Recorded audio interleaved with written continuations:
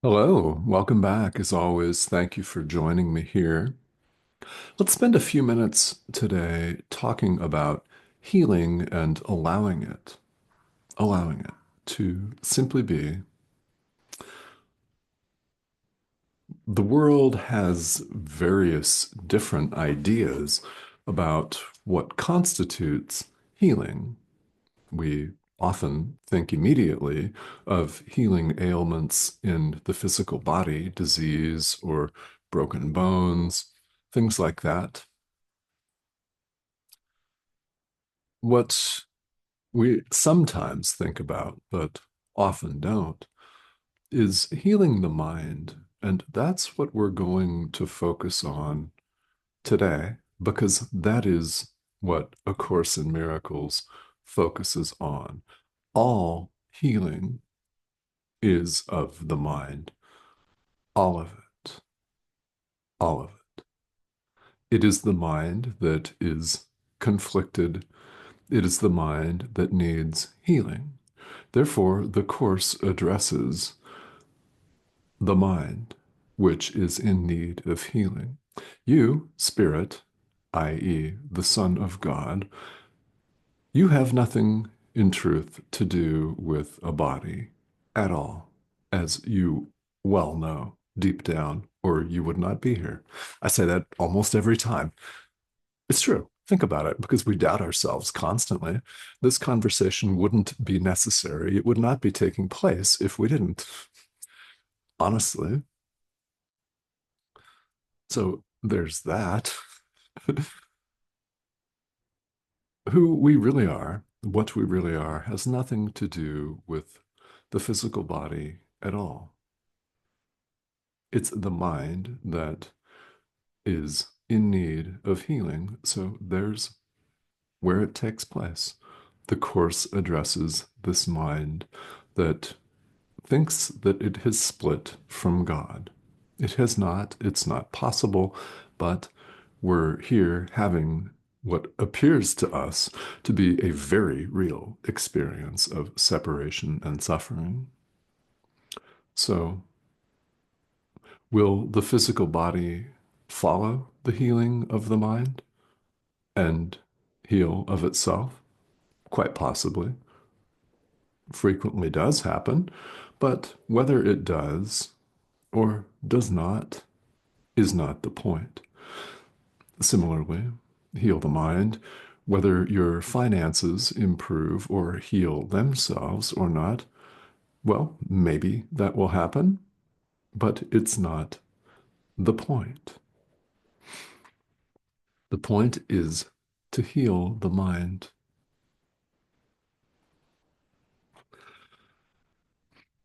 And we often want to say that we're healing other people, our brother.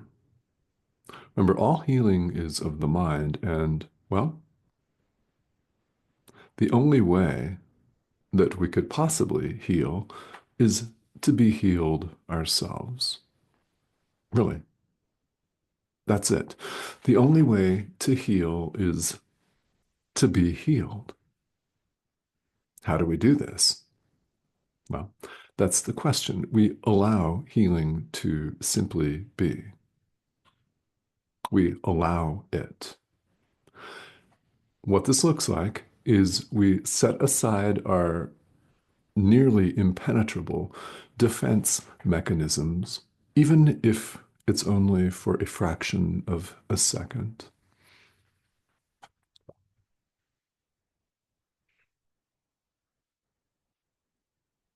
That's it. We get out of our own way, even if it's only for a fraction of a second. That is more than enough for the Holy Spirit.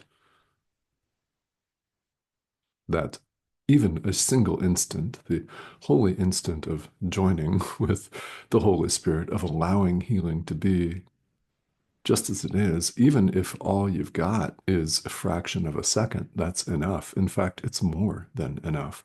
It's all the Holy Spirit needs. When you allow your mind to be healed by the Holy Spirit, healing goes forth naturally. you extend it naturally because of what it is. It extends itself. All you bring is this little willingness to allow it to happen. And if you're not sure what that is, perfect. This is something that we make ourselves wrestle with unnecessarily, of having to know exactly what constitutes healing, exactly what it is. And we try with our highly overactive intellectual, so-called rational thinking minds to manipulate it, to decide of ourselves what healing is and is not, to exclude certain things or certain people from healing. Well, that's not healing. Yet that's what we try to do when we try to do it all ourselves. We try to orchestrate it. We try to outline it and divide and classify and subdivide and subclassify to the point where we make ourselves sick. Done with it? Excellent. Good. Welcome. You don't have to continue to do that. You could choose instead to set it aside, even if all you've got, all you can muster is a fraction of a second. That's more than enough. The Holy Spirit, who is always whole and total, rushes in even in just a fraction of a second. If you have that to give, and I promise you, you do, that is enough. Allow healing to be, it will then extend. You will never be the same again, and you won't have the same experiences here in the world. Just allow it to be. Allow the Holy Spirit to rush in. Allow Him to heal the mind. Allow healing to be, and you will heal. But you must first be healed. You can't give something that you don't have. I mean, that's true in all aspects of life. So, in order to give this instant, this thing that the Course refers to as the holy instant, which can be, of course, much longer than a fraction of a second, we're just using that for teaching and learning purposes here, because that's all that's actually required. Ideally, it extends beyond time to be the only experience that you have, but you'll get there. If you're not there today, no problem. Join the crowd, right? I mean, if you were there, this conversation wouldn't be necessary for you at all. You'd be way beyond it. So, I mean, you'll get there. We all will get there. It's inevitable. We could hasten that experience by practicing the holy instant now, by allowing the Holy Spirit to heal the mind right now. The more you do it, the sooner awakening will come. And in the meantime, you will experience things very, very, very differently. That's an understatement. The words can't actually even approach it. All we can do with this convention of language is point. That's it. So, what's required of us? Well, a lack of fear. Pure and simple. We don't give the Holy Spirit this fraction of a second because we're afraid of healing. We believe it will wipe out our ego identity, and we're afraid of that. We even allow the ego to convince us that we'll die, that we'll be killed if we let our guard down, even for just a fraction of a second. So we spend our entire life force, our entire energy, decades, years, lifetimes, if you go in for that, defining and defending our personal territory, defining and defending the ego, and hating it and wanting to get free of it at the same time because we recognize that it produces nothing but suffering, yet clinging to this false sense of individual identity that does not exist in the first place, identifying with it and listening to it again and again and again and again. It's afraid for you to give this fraction of a second to the Holy Spirit to heal the mind. And you're listening to it right now, especially if you're judging this course as ineffective or worse. If you're judging this collection, this assemblage of electronic dots as wrong and ineffective or worse.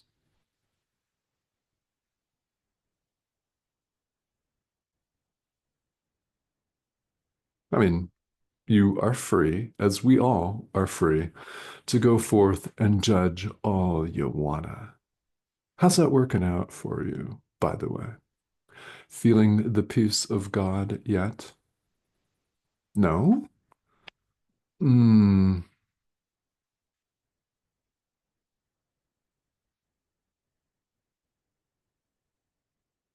Okay then. Lack of fear is something that we find we may only be able to muster for a fraction of a second. So we emphasize that phrase over and over and over again. And again, it's more than enough. It's more than enough. It's all the Holy Spirit needs. A lack of fear, even for just a fraction of a second. So, what does that entail? Well, it means love without attack. Letting love simply be, extending it without attack, even if it's just for a fraction of a second. Forgiveness, the miracle of true forgiveness, even if it's just a fraction of a second without attack, i.e., without seeing your brother's interests as separate from your own, without seeing your brother's interests as different from your own, as seeing them as one, as joined, even if all you can muster is a fraction of a second. That is love without attack. It's a lack of fear. And even if you lapse instantly right back into habitual fearful behavior, you'll still be able to carry forth healing and do it because you've accepted it. And you will almost certainly return to the world.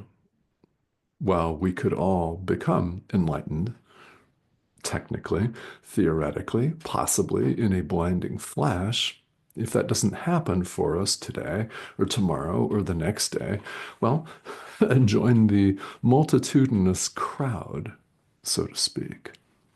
Yeah, most of us are given a gradual process because our veil that we've thrown over our eyes is so thick, in a manner of speaking, that our conditioning here, our proclivities, our defining and defending our personal territory is so habitually ingrained that we require a gradual process of awakening.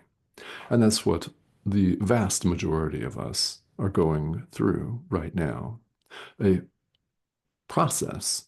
And it may seem from time to time like this process is never going to end. Well, of course, it's going to. It will eventually cease to become necessary. The more you forgive, the more you allow healing to simply be, even if it's just for a fraction of a second, the more fractions of that second that you're able to give today and every day, the quicker it will all come. You will experience things differently.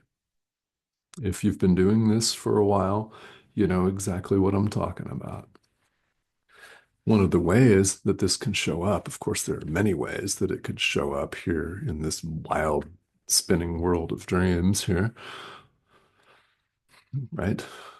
One way that it could show up that is very powerful to look at, and it's pretty easy to look at too when you think about it, is to think of where you were in the past when you set out on your journey, on what has for you constituted your spiritual path, whether it's this course or something else or a combination of multiple things, doesn't make any difference. And it doesn't make any difference if you set out on this 15 minutes ago or 30 years ago or more. Doesn't matter. Where were you then? Where are you now in terms of your mindset? One thing that we can all take a look at is things that used to bother us. Think of what triggered you back when you began your spiritual practice, whatever that looks like, and imagine the same thing taking place today.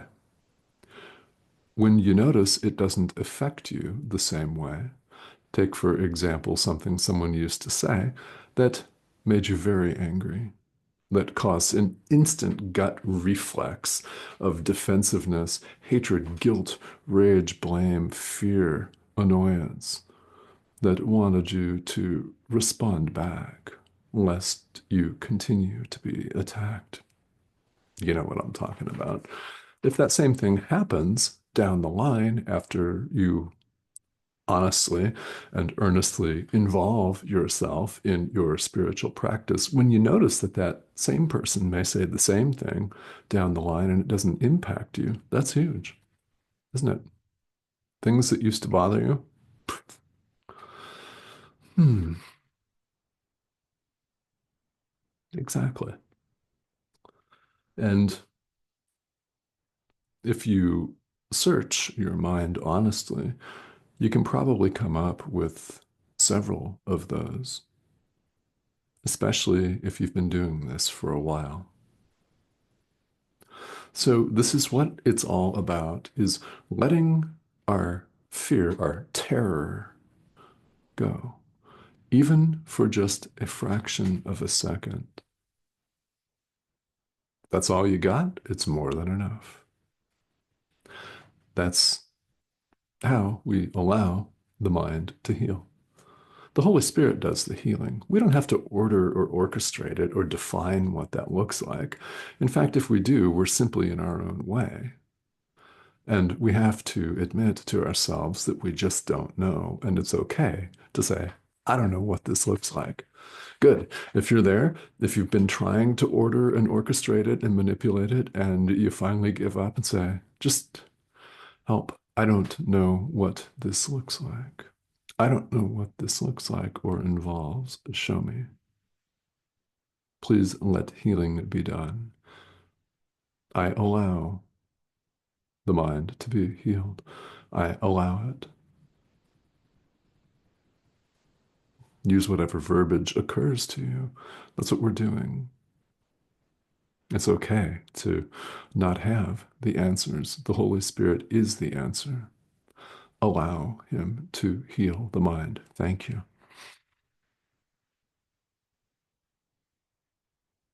Along the way, of course, questions are inevitable, so please ask them if you have them. This comment thread here on YouTube is, in fact, the perfect place for just that.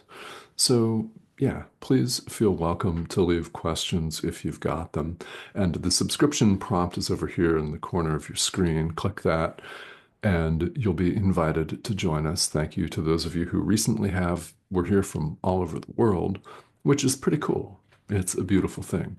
So I thank you again for tuning in, and I will talk to all of you very soon.